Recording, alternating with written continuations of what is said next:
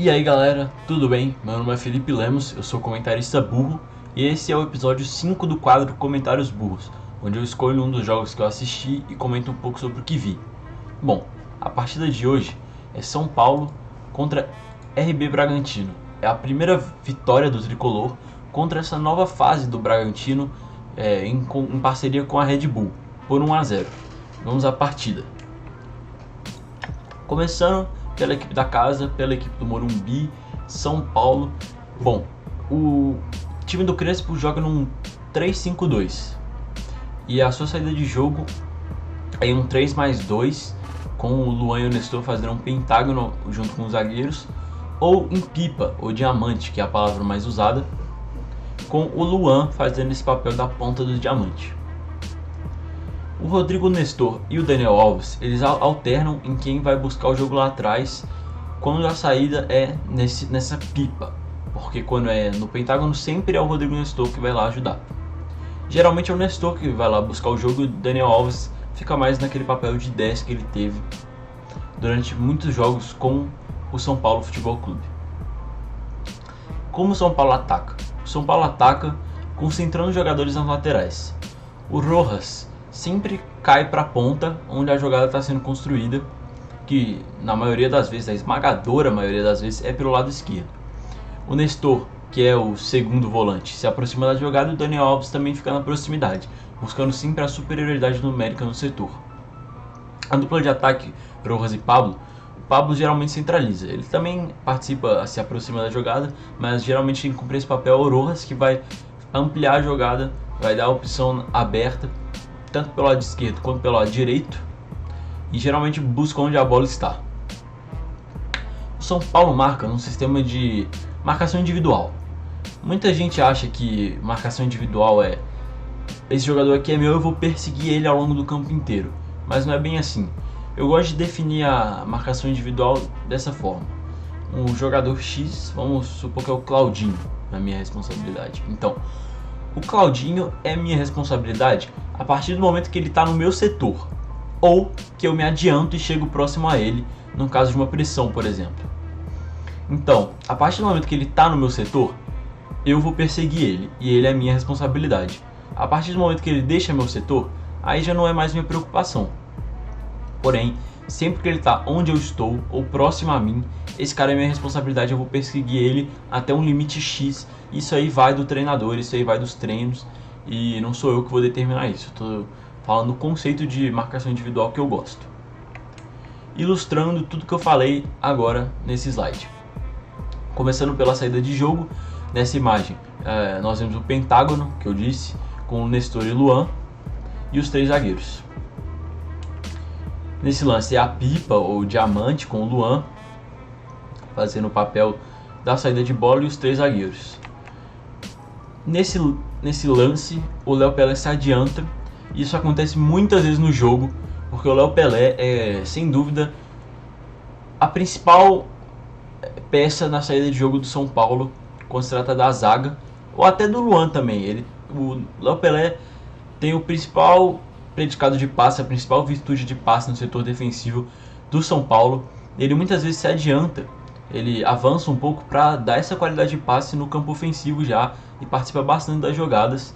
Não que ele avance e tenha liberdade para atacar, como eu falei nos vídeos anteriores do Indica, dos Stones, não. Ele só se adianta um pouco em relação aos outros zagueiros para qualificar mais adiante a saída de bola do São Paulo. Aqui ilustrando os encaixes individuais, o Daniel Alves no jogo inteiro cuidou do Raul, o Rojas o jogo inteiro cuidou do Léo Ortiz e o Pablo o jogo inteiro cuidou do Fabrício Bruno. E a pressão ela se mostrava dessa forma, sempre cada um no seu. Nesse lance, o Reinaldo com o Aderlan, e o Pablo com o Fabrício Bruno, Daniel Alves com o Raul, o Rojas com o Ortiz. Isso aqui ilustra bem o que eu disse sobre a partir do momento que eu entro no setor dele ou que ele entra no meu setor. Nesse lance, o São Paulo se propôs a pressionar bem a saída de jogo do Bragantino. Então o Reinaldo, que é o ala esquerdo, também se adiantou. Quando ele adianta, o setor esquerdo ali é o setor dele e o seu encaixe individual é o Aderlan. Então ele vai perseguir o Aderlan ao longo do corredor esquerdo o tempo inteiro quando ele está pressionando. E aqui nós vemos bem que é o Reinaldo colando no Aderlan para pressionar. A principal jogada ofensiva do São Paulo, como eu disse no primeiro slide do resumo da partida do São Paulo, se mostra aqui, que é a concentração de jogadores, a busca pela superioridade numérica pelo lado do campo, principalmente pela esquerda. Nesse lance, o Luan se adianta e a gente nota a ausência do Daniel Alves na jogada, porque tanto o Nestor quanto o Luan estão no campo de ataque nessa superioridade numérica. Então o Daniel Alves fica mais contido na hora de apoiar, na hora de subir ao ataque. Então nós temos 4 jogadores do São Paulo no corredor esquerdo, no setor da bola, sempre buscando ter várias opções de passe, bastante superioridade numérica no setor da bola. Falando agora do visitante, da equipe da Red Bull no Brasil, do RB Bragantino.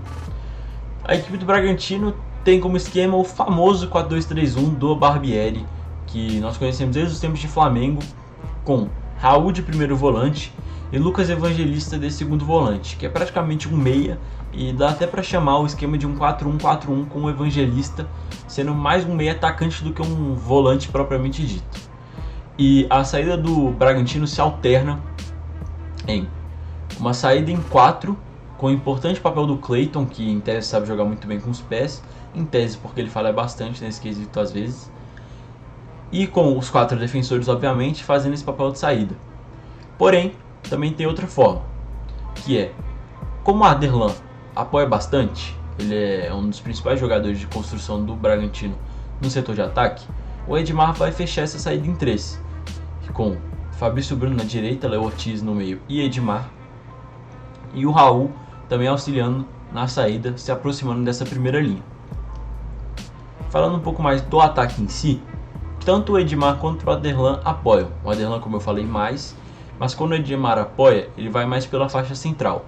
O Aderlan vai tanto pelo lado quanto pelo meio, bastante pelo meio, porque os pontas Vitinho e Arthur, eles são designados ao papel de dar amplitude ao ataque do Bragantino. Todos eles ficam bem presos à ponta, obviamente com liberdade para cortar para dentro, porque ambos têm pé trocado, mas eles sempre ficam bem abertos na maioria das jogadas do Bragantino. O Ítalo e o Claudinho ficam bem próximos, bem encostados, são os que têm mais tempo de casa nesse ataque no Bragantino. O Ítalo ele sempre recua bastante para auxiliar na construção, e o Claudinho tem liberdade para deslocar no campo de ataque inteiro, e muitas vezes também para buscar jogo atrás, o que não aconteceu muito nesse jogo, mas isso vamos deixar para depois. O que importa é isso, que o Claudinho e o Ítalo participam bastante da construção por dentro, com o auxílio dos laterais, do Lucas Evangelista, e o Arthur e o Vitinho dão essa amplitude, dão esse espaçamento pelos lados no ataque do Red Bull.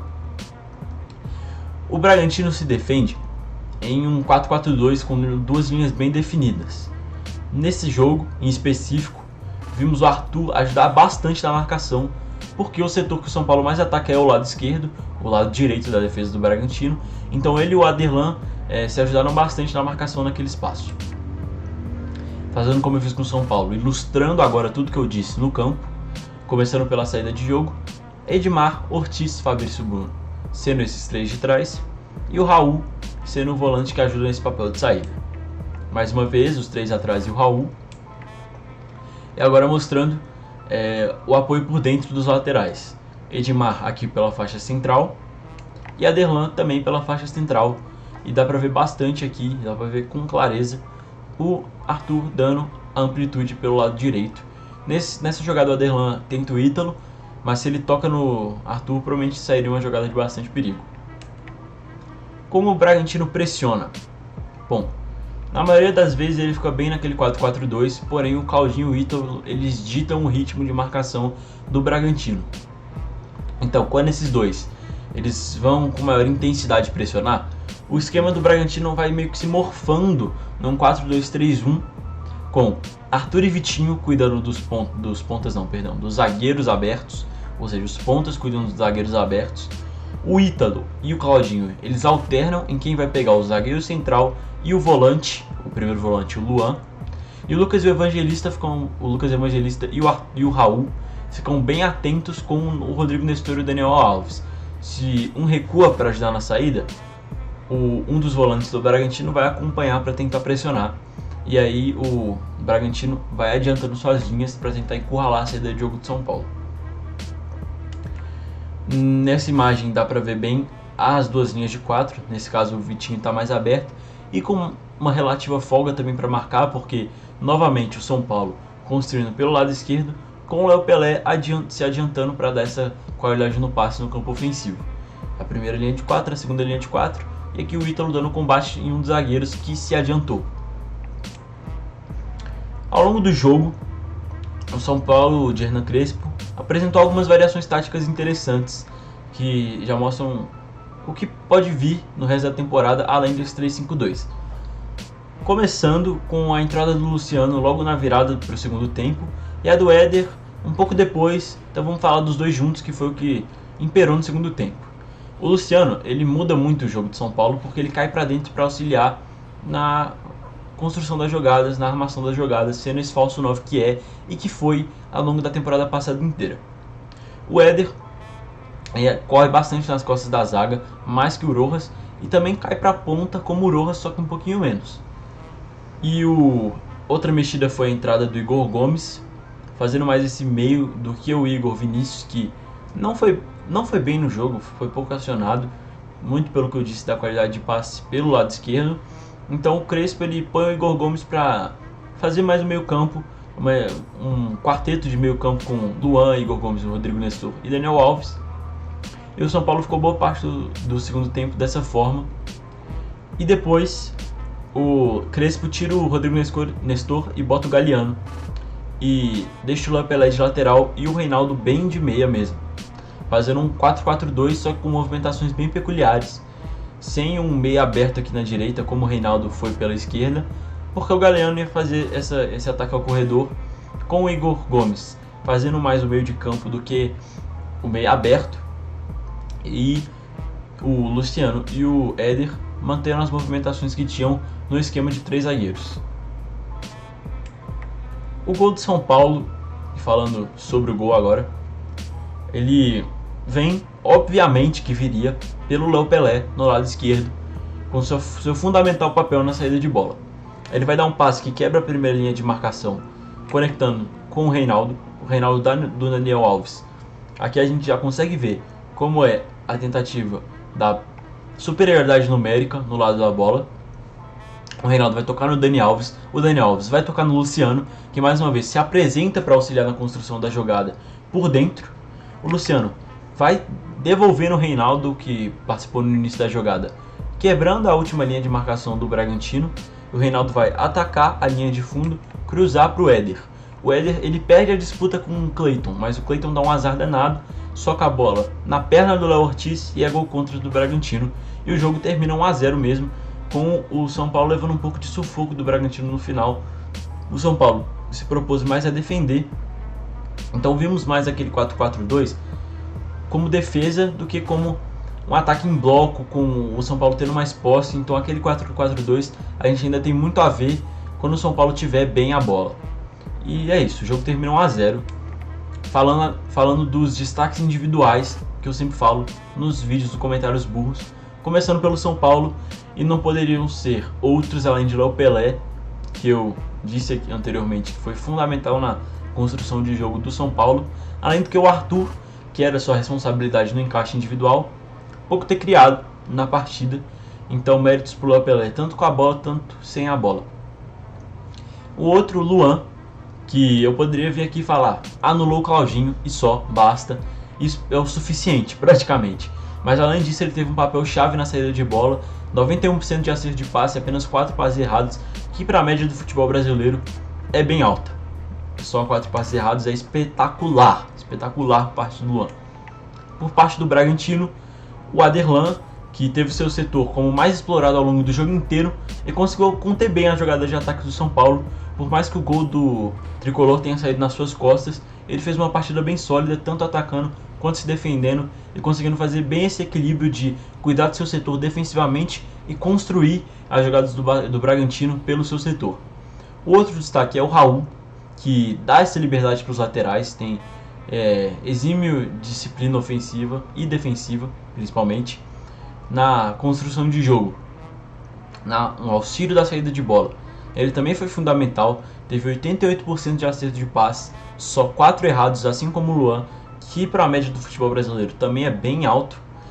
E ele bloqueou bem o jogo do São Paulo por dentro, tendo 7 de 8 duelos no chão ganhos, que também é uma média bem alta. E errou apenas 3 lançamentos, que também é algo bem alto. Provavelmente o destaque do jogo agora. Provavelmente o que foi talvez o principal mérito da equipe do São Paulo, que foi anular o principal jogador do Bragantino e do Campeonato Brasileiro 2020. O Claudinho não conseguiu jogar. Geralmente é o jogador que mais participa do jogo do Bragantino, tocou apenas 32 vezes na bola, que para quem participa do jogo do Bragantino em todos os cantos, sempre buscando a bola, sempre tocando a bola, participando de tudo que é jogada do Bragantino, 32 toques na bola é muito pouco para o Claudinho. Ele pouco jogou pelo sistema de marcação individual do Hernan Crespo, que ele era a responsabilidade do Luan, que fez uma partida incrível e não deixou o Claudinho jogar.